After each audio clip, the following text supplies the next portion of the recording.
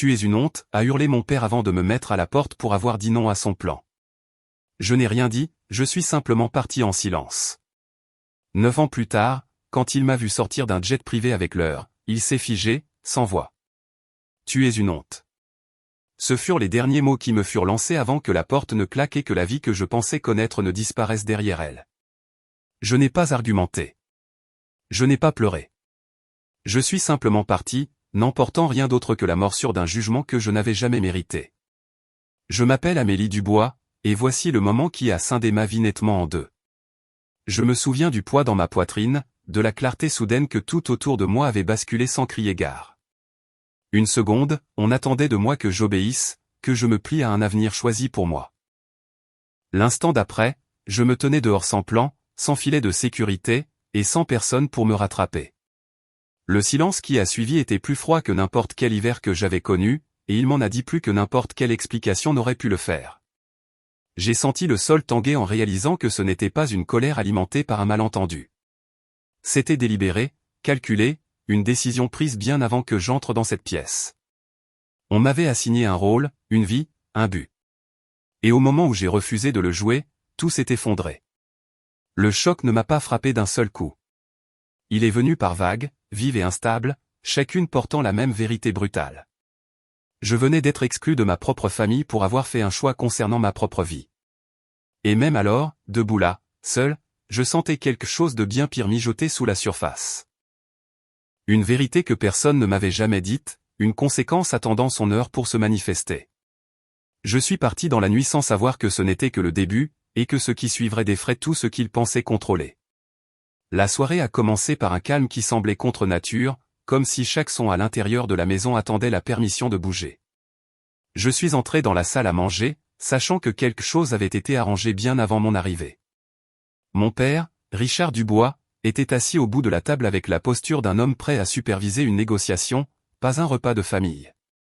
Sa confiance remplissait la pièce d'une manière qui rendait la respiration difficile. Ma mère, Diane Dubois, se déplaçait silencieusement, attentive à chaque geste, comme si la moindre perturbation pouvait rompre l'équilibre de ce que mon père croyait gérer. Mon frère, Alexandre Dubois, a pris place avec l'aisance de quelqu'un qui comprenait déjà le scénario et s'attendait à ce que je le suive. En face de nous se trouvaient les invités dont mon père avait parlé pendant des mois sans donner de détails. Leur présence a tout clarifié immédiatement. La famille Leroy était arrivée avec un air de certitude, se comportant comme des gens habitués à être accueillis dans des opportunités plutôt qu'à les solliciter. Quand Nathan Leroy m'a regardé pour la première fois, son expression ne cherchait pas une personne. Elle évaluait une variable. Il a observé mes mouvements avec une attente calme qui m'a déstabilisé avant que je puisse en nommer la raison. Au fur et à mesure que le repas avançait, l'atmosphère s'est transformée en quelque chose qui semblait chorégraphié. Chaque commentaire de mon père orientait la conversation vers les avantages des alliances, de la cohérence et de la stabilité. Alexandre ajoutait des remarques qui s'inscrivaient parfaitement dans ces thèmes, renforçant les points de mon père avec le ton de quelqu'un qui avait répété. Ma mère écoutait, hochant la tête au bon moment, sans jamais insérer sa propre perspective. Elle se comportait comme un témoin plutôt que comme une participante, et ce silence m'en disait plus que n'importe quel mot. L'attention de Nathan revenait sans cesse sur moi, non par curiosité, mais avec un sentiment de possession tranquille. Son intérêt manquait de chaleur. Il mesurait la convenance. À chaque regard, je sentais une limite en moi se resserrer, un instinct silencieux m'avertissant que quelque chose de fondamental était en train d'être décidé sans moi. Avant même de comprendre l'intention complète de la soirée, la prise de conscience s'est installée. Quoi qu'il se passe, cela avait été convenu des mois avant que j'en aie connaissance. Le dîner s'est prolongé avec une constance déconcertante. Les compliments étaient faits avec précision, ne s'écartant jamais des sujets qui soulignaient la compatibilité et les valeurs communes. Rien dans la soirée ne reflétait la spontanéité d'une véritable connexion. Au lieu de cela ressemblait à la présentation d'un accord où j'étais inscrite comme l'un des termes. Alors que les assiettes étaient débarrassées et que la pièce passait à sa phase suivante, un serrement s'est formé dans ma poitrine. Je sentais des mouvements autour de moi, des ajustements subtils, des signaux tacites échangés entre des personnes qui savaient déjà ce qui allait suivre. Mon père s'est redressé avec une satisfaction qui confirmait tout ce que j'avais reconstitué. Alexandre s'est calé dans son fauteuil, attendant une conclusion qu'il s'attendait pleinement à ce que j'accepte. Ma mère a joint les mains sur ses genoux, ses yeux évitant les miens. Et puis Nathan s'est levé de sa chaise avec la confiance de quelqu'un qui endosse un rôle dont on lui a assuré qu'il lui était réservé.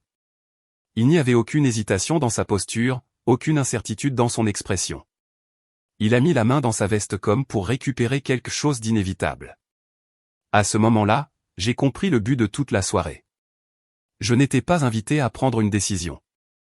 J'étais présenté comme tel. Le poids de cette prise de conscience m'a traversé avec une force qui ne laissait aucune place au déni. Ma vie, mon avenir, mon autonomie, tout avait été mis sur la table sans mon consentement, soigneusement arrangé dans des attentes que je n'avais jamais accepté de satisfaire. Alors que la pièce attendait ma réaction, une clarté tranquille s'est installée en moi. Je n'étais plus choqué. Je n'étais plus confuse. J'étais éveillé à une vérité qui s'était construite pendant des années, une vérité que personne d'autre ne s'attendait à ce que je reconnaisse. J'avais été placé dans un plan qui n'avait jamais tenu compte de ma voix. Et maintenant, avec tous les yeux rivés sur moi, je comprenais exactement jusqu'où ils avaient l'intention d'aller pour m'y maintenir. Un bref silence s'installa dans la pièce avant que quoi que ce soit ne se produise, le genre de silence qui précède un changement que personne n'est prêt à reconnaître. J'ai regardé Nathan le roi se lever avec une confiance délibérée, et le geste a confirmé le soupçon qui se resserrait en moi depuis le début du repas. Il a mis la main dans sa veste avec une aisance qui montrait à quel point il était certain de la prochaine étape. Mon père, Richard Dubois, s'est penché en arrière avec la satisfaction de quelqu'un qui voit un plan se dérouler parfaitement. Ma mère, Diane Dubois, a baissé les yeux, son silence formant une barrière discrète entre elle et ce qui se passait. Mon frère, Alexandre Dubois, attendait avec l'expression d'un homme qui croyait que tout se déroulait exactement comme il le fallait. Nathan a sorti une petite boîte en velours, la tenant avec l'assurance calme de quelqu'un qui ne voyait aucune possibilité de refus. La prise de conscience m'a frappé avec une clarté qui a effacé toute trace de doute. La décision avait été prise ailleurs, convenue lors de conversations dont j'avais été systématiquement exclu. Ma présence à cette table n'était pas une participation. C'était une présentation. Chaque instinct en moi s'est soulevé en un seul avertissement aigu, un avertissement qui refusait d'être ignoré plus longtemps. Avant qu'il ne puisse se rapprocher, je me suis éloigné de la table. Le mouvement n'a surpris personne. Ils semblaient tous l'interpréter comme de la nervosité, comme si j'avais simplement besoin d'un moment avant d'accepter quelque chose d'inévitable. Mais l'espace que j'ai créé était délibéré. J'avais besoin de distance pour respirer, pour revendiquer une parcelle d'autonomie dans une pièce conçue pour me la retirer. L'air semblait plus lourd à chaque inspiration, mais la clarté grandissait au sein de ce poids. J'ai atteint un point où l'encadrement de la porte dessinait une sortie qui n'avait jamais semblé aussi nécessaire. Nathan s'est arrêté, confus de mon absence à ses côtés. Mon père s'est redressé, s'attendant à ce que la soirée reprenne la trajectoire qu'il avait orchestrée. Les mains de Diane se sont crispées sur ses genoux, mais elle n'a pas levé les yeux. Alexandre me regardait avec agacement, comme si mon hésitation gênait la structure de ses futures responsabilités. Dans ce mélange d'expressions, j'ai enfin compris la vérité. Mon choix n'avait jamais été considéré comme faisant partie de cet arrangement. Je suis sorti dans l'espace ouvert au-delà de la porte, laissant l'air frais me ramener à la réalité. Le silence autour de moi ne portait aucun jugement, seulement le rythme de mon propre pouls se heurtant aux attentes que j'avais portées pendant des années. La prise de conscience s'est formée avec une certitude inflexible. La soumission me coûterait plus cher que la défiance ne le pourrait jamais. Je ne pouvais pas retourner à cette table et prétendre appartenir à un plan qui niait mon droit de déterminer ma propre vie. Quand je suis rentré dans la pièce, je n'ai pas hésité. Le changement dans mon expression a suffi pour que tout le monde reconnaisse que le scénario avait changé. La confiance de mon père a vacillé pour la première fois de la soirée. L'anticipation de Nathan s'est estompée pour devenir quelque chose de plus vif, une irritation qu'il n'a pas réussi à masquer. La frustration d'Alexandre s'est durcie en incrédulité. Les yeux de Diane ont enfin rencontré les miens, et j'y ai reconnu une petite peur vacillante non pas du scandale, mais de la perturbation d'une structure dans laquelle elle avait vécu trop longtemps. L'atmosphère s'est tendue en un instant. Il n'y a pas eu d'éruption dramatique, pas de chaos soudain, seulement une fracture silencieuse se propageant dans la pièce alors que la réalité de mon refus se solidifiait. Je me tenais seul dans une décision qu'aucun d'eux n'avait considérée comme possible. Pendant un bref instant, tout est devenu silencieux, comme si la maison elle-même attendait de voir ce qui se passerait lorsque le chemin tracé pour moi ne serait plus acceptable. Ce qui a suivi n'est pas venu de l'incertitude. C'est venu d'une profondeur de conviction qui s'était construite pendant des années. La structure que mon père croyait contrôler ne pouvait plus contenir la personne que j'étais devenue en ce seul et inévitable instant. Sans élever la voix, sans geste destiné à prouver quoi que ce soit, j'ai laissé le choix s'installer ouvertement entre nous. Les conséquences sont arrivées rapidement. Richard s'est levé avec une certitude énergique qui ne laissait aucune place à la négociation. Alexandre s'est immédiatement rangé de son côté, portant la même loyauté rigide qu'il avait apprise sous l'influence de mon père. Diane n'est pas intervenue. La décision était absolue, et je me suis retrouvé au seuil d'une vie qui n'incluait plus de place dans cette maison. Il n'y a pas eu de cérémonie dans la séparation, seulement la finalité d'être forcé de franchir une ligne que je n'avais pas tracée. Quand la porte s'est refermée derrière moi, la nuit m'a accepté sans poser de questions, et la vérité s'est ancrée plus profondément. J'étais sorti de plus qu'une maison. J'étais sorti de la version de moi-même qu'ils avaient toujours attendu que je reste. Les heures qui ont suivi se sont écoulées sans direction, comme si chaque pas était choisi par l'instinct plutôt que par l'intention. J'ai marché jusqu'à ce que les lumières de ma maison disparaissent derrière moi, remplacées par la faible lueur du trafic lointain sur l'autoroute. L'air froid pressait contre ma peau, mais mon esprit restait vif, refusant de s'effondrer sous le poids de ce qui s'était passé. Quand l'épuisement m'a finalement forcé à m'arrêter, je me suis retrouvé au bord du parking d'une supérette, ne sachant pas où aller ensuite. Ma vie s'était réduite à une seule réalité. J'avais été retiré de l'endroit qui me définissait autrefois, et il ne restait plus rien de familier à quoi me raccrocher. Mes mains tremblaient alors que je cherchais quelque chose qui ressemblait à un chemin à suivre. Cette recherche m'a conduite à un nom, la seule personne dont la présence avait toujours offert une stabilité quand tout le reste semblait incertain. La contacter n'était pas un plan. C'était de la survie. L'Intran est arrivé plus vite que je ne l'attendais, entrant sur le parking avec une expression inquiète qui a brisé l'engourdissement qui s'installait en moi. Elle n'a pas exigé d'explication ni insisté sur les détails. Elle m'a simplement guidé vers sa voiture, créant une douce frontière entre moi et le choc qui menaçait de me consumer. Son appartement était petit et encombré par de longues journées de travail et des sessions d'études tardives, mais il semblait plus sûr que n'importe quel espace que j'avais occupé ce soir-là. La chaleur à l'intérieur contrastait vivement avec le chaos qui tourbillonnait dans ma poitrine. La mère de Lynn, Madame Tran, m'a accueilli avec la compréhension tranquille de quelqu'un qui avait déjà vu des épreuves et reconnaissait les premiers signes de l'effondrement. Elle a offert le réconfort qu'elle pouvait, des repas préparés sans poser de questions, des couvertures pliées avec intention, un silence qui me permettait de respirer. Leur soutien n'a pas effacé ce qui s'était passé, mais il m'a donné un endroit où exister sans craindre d'être rejeté. Chaque jour s'est installé dans une routine définie par la nécessité. Je prenais les services du matin dans une supérette voisine, où les tâches routinières aidaient à ancrer mes pensées. L'après-midi, je travaillais dans un entrepôt à la périphérie de la ville. Le cadre était rude, des étagères métalliques empilées, des palettes plus lourdes que tout ce que j'avais soulevé auparavant, de longues heures qui mettaient mon endurance à l'épreuve. Mais le travail m'a stabilisé. L'épuisement physique est devenu un bouclier, atténuant les émotions que je n'étais pas prête à affronter. Le soir, je me suis inscrite à des cours dans une université locale, déterminée à créer un avenir qui ne serait pas construit sur les attentes de quelqu'un d'autre. L'entrepôt est devenu l'endroit où ma détermination s'est tranquillement renforcée. J'ai développé un rythme, organisant les expéditions, suivant les stocks, apprenant à résoudre les problèmes avant qu'ils n'atteignent la direction. Des schémas ont émergé dans le chaos, et je les ai suivis avec une confiance croissante. Lors d'un service particulièrement écrasant, un problème logistique a paralysé toutes les lignes de mouvement à l'intérieur du bâtiment.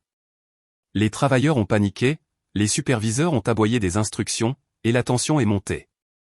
Sans réfléchir, je me suis avancé et j'ai réorganisé le flux de travail, déplaçant les équipes et redirigeant les palettes dans une séquence qui a rétabli l'ordre en quelques minutes. Ce moment a attiré l'attention de Monique Fournier, qui supervisait l'efficacité opérationnelle pour une petite jeune entreprise de logistique cherchant à se développer.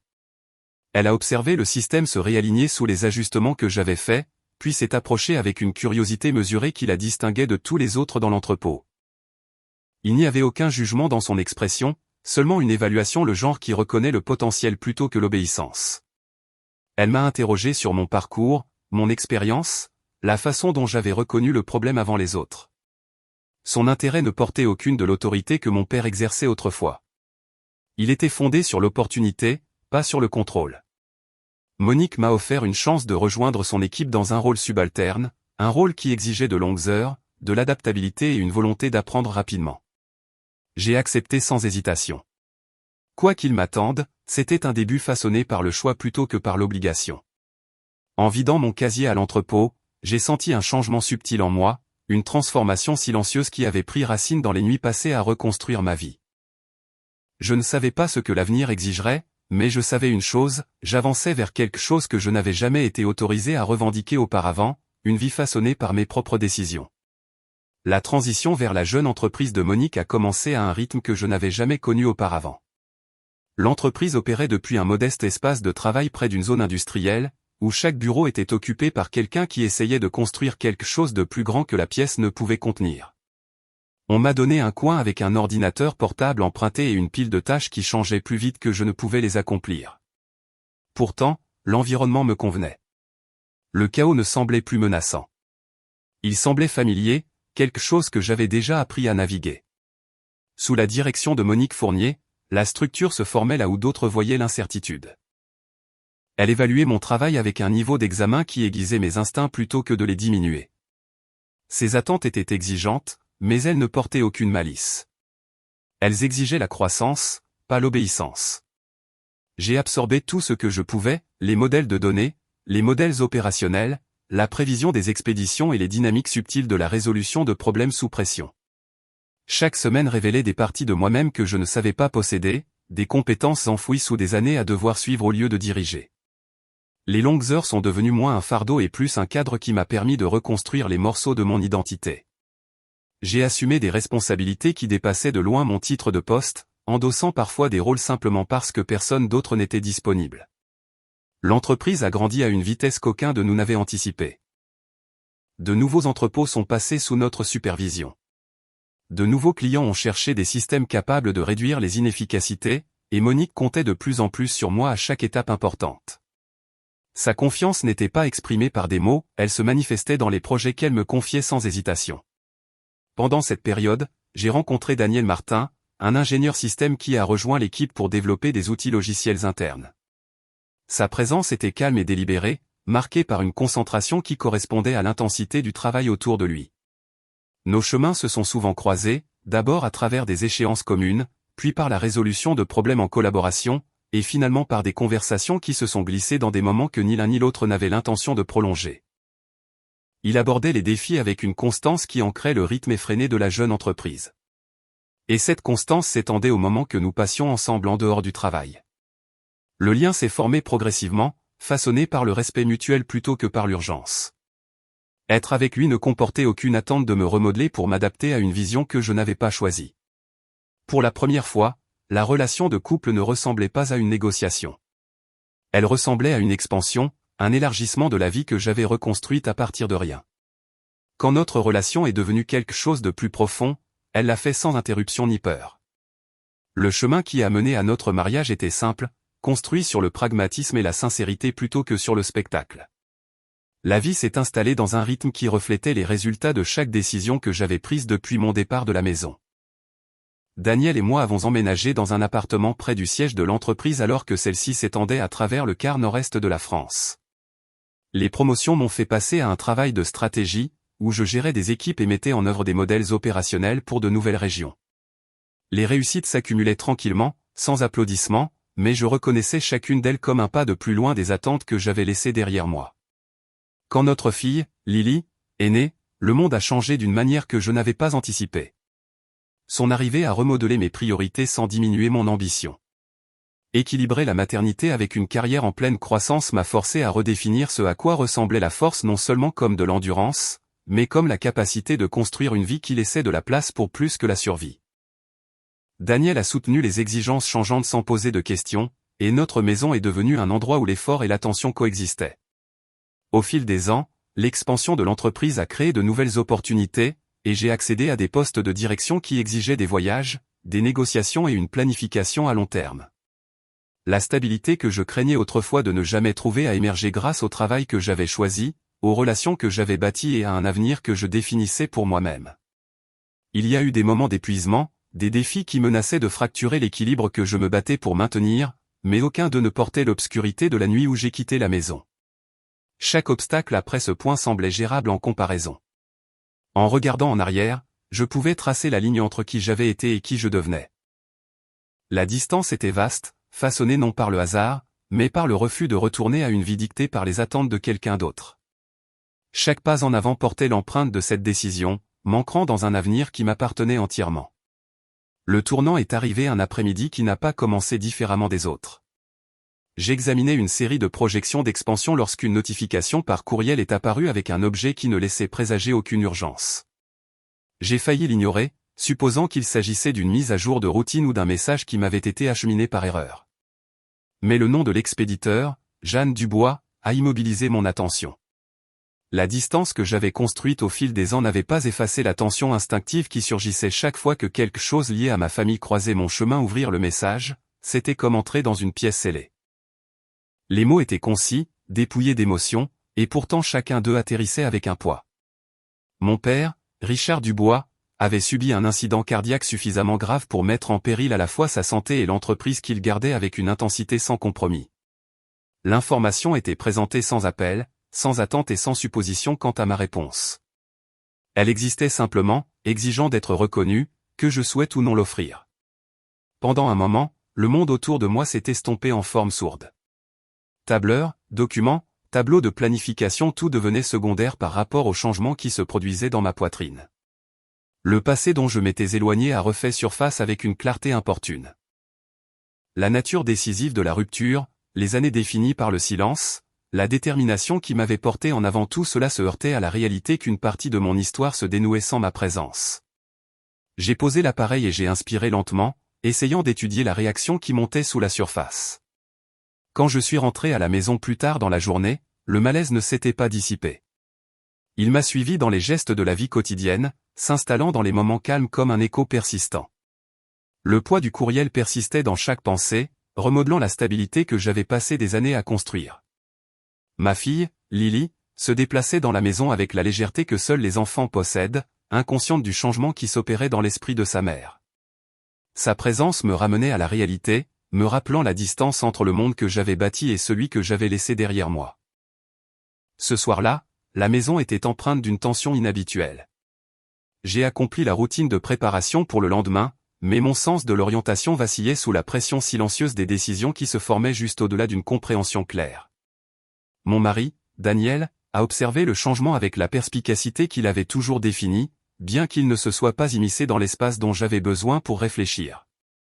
Sa patience m'a offert la possibilité d'affronter la complexité du moment sans la force de l'attente. J'ai passé les jours suivants dans un état de réflexion délibérée. L'amertume ne contrôlait plus ma réponse, mais la clarté, oui. J'ai examiné ce que pourrait signifier un retour, non pas comme un geste de réconciliation, mais comme une reconnaissance d'un passé qui existait toujours, que je souhaite ou non m'y engager.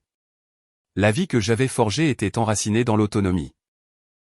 Pourtant, une partie de moi reconnaissait l'impact que des chapitres inachevés pourraient avoir sur l'avenir de la famille que je dirigeais maintenant. Au travail, l'initiative d'expansion dans le Nord-Est a refait surface comme une opportunité viable. Notre entreprise envisageait un bureau satellite pour soutenir les opérations régionales, et l'emplacement correspondait à des zones proches de ma ville natale. Les avantages pratiques étaient indéniables, proximité des routes d'approvisionnement, accès aux clients agricoles et positionnement stratégique pour une croissance future. L'idée s'est formée presque naturellement, façonnée à parts égales par la logique et la nécessité. J'ai abordé la proposition avec précision, exposant les avantages et les exigences logistiques sans révéler le poids personnel derrière l'emplacement. Le conseil d'administration a répondu avec enthousiasme, approuvant les premières étapes vers l'établissement d'une présence dans la région. La décision s'est déroulée avec un sentiment d'inévitabilité, non pas parce que j'étais obligé de revenir, mais parce que les circonstances s'étaient alignées d'une manière qui me permettait d'affronter le passé selon des termes que je définissais. Lorsque les arrangements ont commencé à prendre forme, planning de voyage, évaluation de site, planification opérationnelle, j'ai senti le changement dans ma propre détermination. Je ne revenais pas pour reconstruire des liens ou réparer des fractures. Je n'allais pas rouvrir des blessures ou chercher des explications. J'allais faire face aux vestiges d'une histoire que j'avais dépassée, emportant avec moi la vie que j'avais bâtie à partir de rien. Le choix ne comportait aucune sentimentalité. C'était une reconnaissance que la conclusion n'exigeait pas le pardon, seulement la volonté de se tenir là où tout s'était autrefois fracturé. Alors que les préparatifs se poursuivaient, l'inévitabilité du voyage s'est installée dans mes pensées avec une certitude tranquille. J'avançais non pas comme une fille rentrant à la maison, mais comme une femme entrant dans un passé qui n'avait plus le pouvoir de la définir. Le jour du voyage est arrivé tranquillement, sans l'urgence qui accompagne habituellement les déplacements. Le jet privé attendait sur le tarmac, sa surface polie reflétant la pâle lumière du matin. Lily reposait contre mon épaule alors que nous montions à bord, inconsciente de l'ampleur du voyage à venir. La vibration régulière du moteur s'est installée dans la cabine alors que nous prenions de l'altitude, créant un espace où les pensées pouvaient se mouvoir sans interruption. Je m'étais préparé pour la logistique, pour les plannings, pour le travail, mais aucune planification ne pouvait adoucir la conscience de l'endroit où nous nous dirigions. Le vol s'est déroulé dans un calme qui contrastait vivement avec le poids qui se formait dans ma poitrine. J'ai revu les documents d'expansion, m'appuyant sur la structure pour contrebalancer l'incertitude des heures à venir. Pourtant, chaque page tournée me rappelait la raison pour laquelle ce choix existait. Le passé n'avait jamais eu besoin de permission pour refaire surface. Il le faisait, tout simplement. Lily a fini par se déplacer vers le siège à côté de moi, traçant des formes sur la fenêtre avec une curiosité détendue. Sa présence me stabilisait d'une manière tacite, me rappelant la vie que j'avais créée sans l'approbation de personne d'autre que la mienne. Lorsque le jet a amorcé sa descente au-dessus de la Bourgogne, le paysage est apparu avec une familiarité que j'avais longtemps essayé d'ignorer. L'aéroport était petit, efficace, sans fioritures, et l'air portait un calme qui s'est immédiatement installé dès que nous sommes sortis. Daniel a récupéré nos bagages pendant que j'ajustais le manteau de Lily, me raccrochant au geste routinier qui m'avait toujours ancré. La voiture qui nous attendait n'avait aucune signification symbolique. C'était simplement un moyen de transport. Pourtant, chaque kilomètre nous rapprochait d'un endroit que je croyais ne jamais revoir. Approcher du quartier, c'était comme entrer dans un souvenir qui avait refusé de s'estomper. Les maisons se tenaient en arrangement silencieux, vieillies non par la négligence, mais par le temps. La maison de mon père est apparue lentement, émergeant derrière une rangée d'arbres en dormance. La pelouse, autrefois méticuleusement entretenue, montrait des signes d'incohérence. Les fenêtres reflétaient le ciel assourdi, ne révélant rien de la vie à l'intérieur. Je suis sorti de la voiture et je suis resté immobile un instant, laissant la distance entre qui j'avais été et qui j'étais devenu s'installer clairement.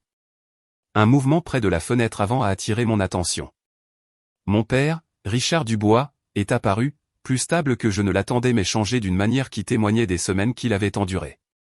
Sa posture était plus mince, son expression plus sobre, façonnée par une vulnérabilité que je n'avais jamais vue en lui. Il a ouvert la porte délibérément, s'arrêtant sur le seuil comme s'il reconsidérait son geste. Je ne me suis pas avancé vers lui. L'espace entre nous semblait marqué par des années qu'aucun geste ne pouvait effacer. Il a descendu une marche, puis une autre, mais s'est arrêté à mi-chemin, se tenant à la rampe comme pour se stabiliser. Je l'ai regardé observer Lily à mes côtés, sa petite main enroulée autour de la mienne. Son regard a changé, non pas en reconnaissance d'un rôle qu'il avait abandonné il y a longtemps, mais en reconnaissance silencieuse d'une vie qui avait continué sans lui. Le silence entre nous portait plus de poids que les mots n'auraient jamais pu le faire. Rien dans ce moment n'appartenait à la réconciliation. Il appartenait à la réalité. J'ai ajusté le sac à dos de Lily et j'ai pris une profonde inspiration avant d'avancer, non pas vers lui, mais le long du chemin qui passait devant le porche. Sa main a légèrement bougé sur la rampe à mon approche, mais il ne s'est pas rapproché. J'ai senti l'air changer d'une manière qui signalait la compréhension, pas la connexion. Lorsque j'ai mis le pied sur le trottoir, Lily m'a regardé avec une certitude sereine, inconsciente qu'elle venait de franchir une frontière que je ne souhaitais plus réparer. Alors que nous continuions vers la voiture, qui nous attendait pour nous emmener sur le site du nouveau bureau, j'ai senti la présence de mon père s'attarder derrière moi, non pas comme une figure vers laquelle retourner, mais comme un chapitre définitivement clos. Il n'y avait pas de colère dans la distance qui s'est installée entre nous, seulement de la clarté. Je n'étais pas venu chercher une conclusion, un pardon ou une confrontation. J'étais venu me tenir sur le sol où tout s'était fracturé et j'ai réalisé que rien là-bas n'avait plus de pouvoir sur moi. La porte s'est refermée doucement derrière nous alors que nous partions, et la maison s'est éloignée dans le calme du quartier. Aucun message final n'a suivi, aucune tentative de combler le fossé. Ce qui restait était un silence qui se définissait avec une certitude indubitable. Son histoire rappelle au spectateur que s'éloigner ne vient pas toujours de la colère. Parfois, cela vient de l'acceptation que tous les liens ne méritent pas d'être réparés. La distance qu'elle a choisie n'était pas une punition, mais une protection, façonnée par des années à apprendre ce que signifie construire une vie sans attentérité. Richard fait face aux conséquences d'un passé façonné par le contrôle, découvrant trop tard que l'autorité ne peut se substituer à la connexion. En fin de compte, sa décision d'avancer sans récupérer ce qui a été perdu reflète une vérité que beaucoup rencontrent. La conclusion n'est pas quelque chose que l'on nous donne. C'est quelque chose que l'on crée.